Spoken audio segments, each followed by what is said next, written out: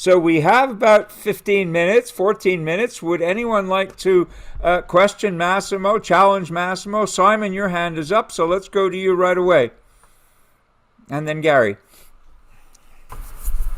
Hi, Massimo. Hi. Yeah, love the talk. Thank you. It actually relates to some other stuff that I think about quite a lot that I won't go into right now. But in a nutshell, I could talk to you about a lot of things, but one of the questions that occurred to me is I saw that your research is sometimes in evolutionary biology. So then I was really surprised that you didn't mention memetics when you're asking the question, can virtue be taught? And I'm wondering why you didn't mention memetics.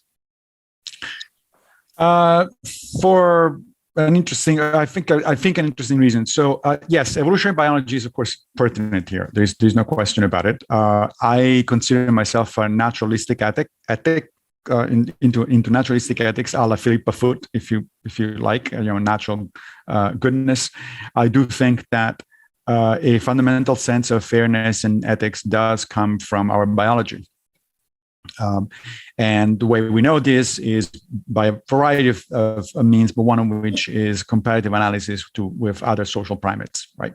So, in fact, one of my favorite books on that is called Primates and Philosophers, and it's a back and forth between Franz de Waal, who is a primatologist, and a number of philosophers on the issue of where does morality come from. However, of course, evolutionary biology does not exhaust the topic of morality. It only provides us with the beginnings of, as the Stoics would say, the beginnings of virtue, not the full picture. And so we need to be fairly careful about, as Sky mentioned at some point, we need to be a little wary about anybody who mentions, oh, this is natural, therefore it's good, that sort of stuff, right? Memetics to me falls into a problematic category because if taken on its own in its own merits, although it is based on evolutionary ideas, it has turned out to be empirically what Imre Lakatos referred to as a degenerate research program. In other words, it hasn't led anywhere. This was something that was very promising, looked very promising like 20 years ago or something, or maybe more. I mean, the term, as you know, comes from Richard Dawkins and the selfish gene. And then it was elaborated by people like Susan Blackmore and so on and so forth. And it turns out that despite the initial promise, not much came out of it. The current study of cultural evolution, which is what, or cultural and genetic coevolution, actually has taken very different directions. And I think those are the directions that might be more interesting for the kind of discussion that I presented. I didn't have the time to get into it today. But I think that I wouldn't put my bets at this point, place my bets with memetics. I would place it more with the kind of gene cultural coevolution that has been the center of attention of people that work in that area most recently. Yeah, Massimo, good answer, and that would take us into very deep waters. So I think we better sidestep, leave genetic, and cultural coevolution for another day, because that's a big topic. Okay, Gary, then Vana. I'm going to jump to Vana after Gary. Okay, Vana, you've been very patient and silent mostly. So Gary, and then Vana. Yeah, I'm kind of. I'll take you back from the present to far in the past. I really enjoyed your talk on many levels. Quick comment: if they're going to make a movie about Alcibiades, then they'll have to show the mutilation of the Herms, which might make it kind of might make it more alluring to some part of the audience. But that's right. At the very least, NC-17. Yeah. Yes, exactly. So it's a great idea, and I think you just have to pick the. That like whether Netflix or Prime. I think Prime might be a better idea. So it reminds me of The Boys. But to the relationship between Socrates and Alcibiades, I get the sense that really bothered Plato. That in a sense he felt that. I mean, I read Symposium, partly as an apology, another bit of apology. I think there's often elements of apology and defense of Socrates at various places. Yes. And I kind of think that by the time you get to the end of Apology, you get a number of things. And one of the things that you get is a sense that, Socrates was less than perfect, and that, well, Alcibiades was probably not redeemable, right? There's maybe something problematic about Socrates' relationship with him that might have contributed to that. I don't want to say any more, because it seems to me that fits with the, with the kind of exploration that you're doing. And I thought you might have some ideas of that on your own. Yeah, as you know, part of the problem here, a big part of the problem, is that we don't really know who Socrates was and what he actually said, right? We have to rely on secondary sources. That's why sometimes the scholars refer to Platsoc as this combination, this hybrid between the two. Now, we do have other sources, and I mentioned Xenophon a couple of times because he's an important, and I think in my mind at least, somewhat underestimated source. As part of the research for this book, I reread not only the memorabilia, but everything pretty much that Xenophon has written. And the Socrates you get from Xenophon is significantly different from the one you get from Plato. And yet you can also see that they are talking, in fact, about the same person. They're just looking at it differently. They're emphasizing different aspects. Plato tends to emphasize the more theoretical, philosophical aspect of Socrates. If you read Xenophon, Socrates really comes to life. He's involved there. He gives advice to a prostitute on how to run her business, for instance. He talks to politicians. He tells people to do or not to do certain things. He has opinions about everything, so essentially. It's a good question. Now, as far as specifically the relationship with Alcibiades is concerned, that's been, of course, the topic of speculation, beginning with the question of whether they were actually lovers or not. In the symposium, you get the impression that they were not physically lovers, right? Because you had the clear impression that Alcibiades was spurned, and that he would have liked to go in that direction, but that he was spurned by Socrates. But as you say, was that actually Plato's way of sort of shielding Socrates in some sense? So let's also remember that at the time, relationships of that kind were completely acceptable in ancient Greece, in particular in Athens, at least if they didn't last past a certain age, right? So past a certain age, the young person was supposed to sort of detach, at least not pursue the relationship physically anymore. So it's hard to tell. I'd rather not speculate, but it is important to keep in mind that, of course, Socrates was a human being, not, it wasn't Jesus, it wasn't a god or anything like that. And therefore, we need to remember that even he himself was not perfect, was not completely virtuous, was not what we would like to sometimes to think he actually was. He's a fascinating character. We certainly have to learn. We can learn a lot from Platonic and the dialogues and from Xenophon, but let's not make him into a god, because he was definitely not. Okay, Vaughan, could we call on you, please? Unmute yourself.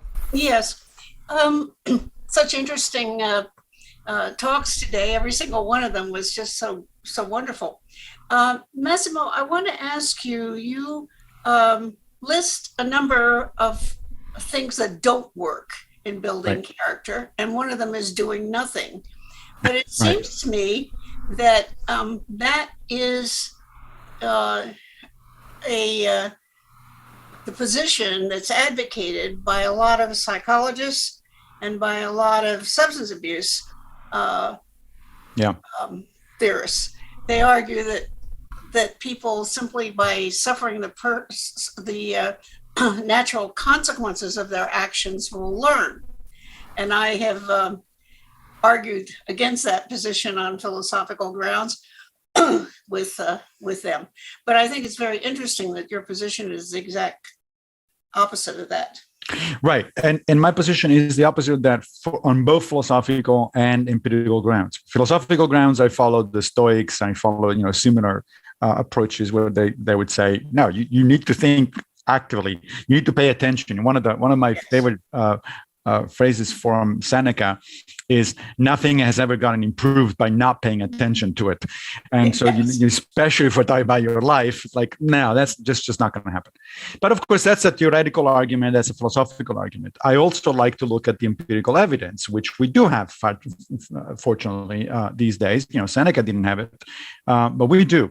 And as I said, if you're interested actually then in getting ammunitions for that kind of discussion, then Kristen Miller's book, which is accessible, it's written for a general public, but it does have references to the primary literature.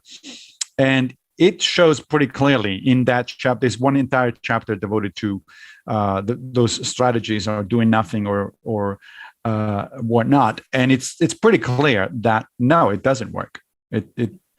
People slide back into, even if it works temporarily, people slide back into old habits very, very quickly.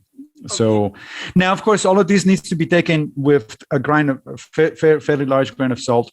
We're talking about psychology, and psychology is a very difficult science. Some people, of course, would argue that it's not even a science. I think it is, but it is a very difficult science because human beings are the most complex things in the known universe, and therefore very difficult to study. And as we all probably know, psychology has undergone a crisis recently in the last few years, a replication crisis.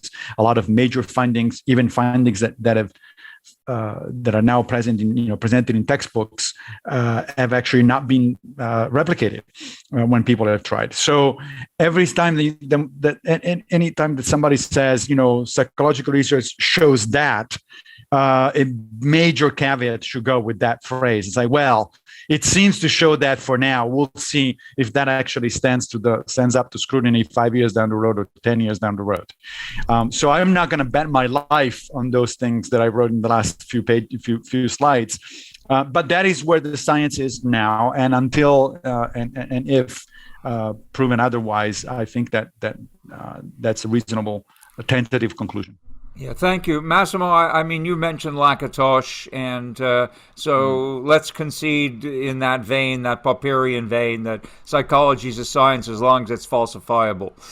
Right. Okay, fair enough. And it is. Otherwise, it's a religion or metaphysics. Vana, thank you for the pertinent question. Andrew, we just have a couple of minutes, okay? So Andrew and Lydia will round out the question period. Andrew, please unmute yourself. Yes, very informative and illuminating discussion presentation. I'm going to ask a question about philosophical counseling in light of what you've said. Should philosophical counselors be engaged in teaching virtue to our clients, given that, at least so it seems, modern science corroborates what the ancients had to say about this? Should we be doing this? And is this another way that we would be differentiated, say, from psychotherapists, in that psychotherapists tend to be morally neutral on these? Right. That's a great question. And I know that there is a debate even within the philosophical counseling community about, just how prescriptive, for instance, we should be and things like that. Well, as you just say, in my mind, one of the major differences between psychology and philosophy is precisely the fact that we get to be prescriptive, and so I don't have much of a problem going in that direction. Of course, you want to do that on the basis of empirical evidence, sound philosophy, et cetera, and you want to do that in a way that it's always revisable if new evidence or arguments come out. But my tentative answer would be yes. Now, you mentioned that psychologists usually don't, psychotherapists usually don't do that. There is an exception, however, at least one exception I'm aware of, and that's rational emotive behavioral therapy, which is a form of cognitive behavioral therapy, which interestingly, of course, is related to Stoicism. It was inspired by Stoicism back in the early 60s when it got started. REBT practitioners actually think of what they're doing as a hybrid between philosophy and psychology. They are prescriptive. They don't just try to solve a particular specific issue or address a specific issue that the client comes to them with, they try to really reshape the way in which the person thinks in terms of life in general and goals and, tendency to catastrophize and so on and so forth. And I think that's the right approach. Now, would that mean at some point that you have some kind of blurring of the lines between psychology and philosophy? Sure, so be it. I don't have a problem with that. Great, thank you. Great answer, Massimo. Could we hear from Lydia? Last question, please. Lydia, please unmute. A bit after time. So, Massimo, wonderful to meet you. I found your book in the library at Harvard here 2 days ago. I looked at it. I was not aware that you were part of the APPA. I wanted to contact you for a book on transformative philosophy that I'm editing. But listen, Massimo, I enjoyed the talk very much, but I was under the impression that Hellenistic philosophies were a little bit more ambitious when it came to technologies of the self. And there is a huge difference between psychology and philosophy here, because they could reach their goal of peace of mind, given that you could be rationally persuaded yourself by the arguments and knowing what is the universe, what is the human being, and knowing, of course, that your emotions represent or are caused or are similar to values, and changing those values according to what's really going on. Unless you do that, you won't have peace of mind. So there is a bridge between philosophy and its high ideals and the way to approach that, which is true rationality and a lot of practice. And psychology was given up on the view of the world. And this difference is very important to state. Otherwise, we lose the very powerful philosophies of Hellenistic times and Spinoza and later on, who are built on that. So maybe we are less rational than philosophy used to be, and maybe we want to create a meioristic philosophy, but we shouldn't lose sight of these ambitions and the arguments that they gave that this is possible to do. Or am I mistaken completely? Yeah. This is my question. I certainly need no convincing that the Hellenists were onto something really important. That's why I've been devoting the last several years to those philosophies. However, as you just say, we're talking about Hellenistic philosophies in the plural. There were a number of them. The most famous ones usually referred to are, Epicureanism, Stoicism, and Skepticism, etc. And they had different approaches. For instance, in terms of rationality, different Hellenistic schools emphasize rationality to a different degree. Yes, all of them did say that if you think properly, you're more likely to become virtuous, and that's what you should do. But for instance, the original Socratic approach seems to think that this is really mostly a matter of thinking through. So Socrates basically says over and over, if you just realize that something is good, then you're going to do it. And then, of course, Aristotle says, the hell with that. It doesn't work that way. Human beings don't work that way. The Stoics tried some kind of compromise between those two positions. So that's why it comes out that Stoicism is a lot about techniques, right? It's a lot about nudging. It's a lot about structuring things, because they realized that just thinking through things and understanding what is good isn't going to do it. It's not enough. You have to deal with human psychology. I mean, I think one of the interesting things about the Stoics in particular, but to some extent also the Epicureans, is that they were good intuitive psychologists. They had a pretty good understanding of how the human mind works and how, therefore, you can establish a goal in terms of rationality, but then you also can figure out a series of techniques that will bring you to that goal, or will make that goal more likely to actually materialize. And that's, I think, the part where psychology and philosophy kind of mix or sort of begin to blend, right? The psychology part being the part that has to do with the techniques, and the philosophy part being to do with the general analysis of what is it I want to do here, why, what kind of human being do I want to be. One of the reasons I tend to be skeptical and frustrated about the modern talk about, contemporary talk about mind hacks and life hacks and stuff like that, is because if you think in terms of hacking stuff, then you think only or primarily in terms of techniques, and not in terms of goals, not in terms of the underlying philosophy, basically. And you're absolutely right. If you forget the underlying philosophy, then not only you're not doing philosophy, obviously, but I don't think you're doing something particularly useful. Massimo, we need you to write another paper about what's wrong with turning life into an app. Letting the web developers get hold of us and turning life into an app. Okay, but we have to cut this off because we're now waiting, interestingly, for Shanti. So I'm sorry, we've got to move on.